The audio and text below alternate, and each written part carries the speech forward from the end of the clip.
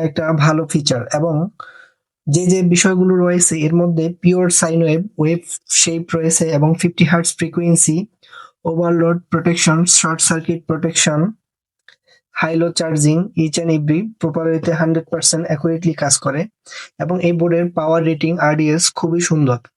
আমরা এই বোর্ডের মধ্যে ব্যবহার করেছি 1% টলারেন্স রেজিস্টর, প্রত্যেকটি রেজিস্টরই কপারের পাইপ ব্যান্ডের রেজিস্টর।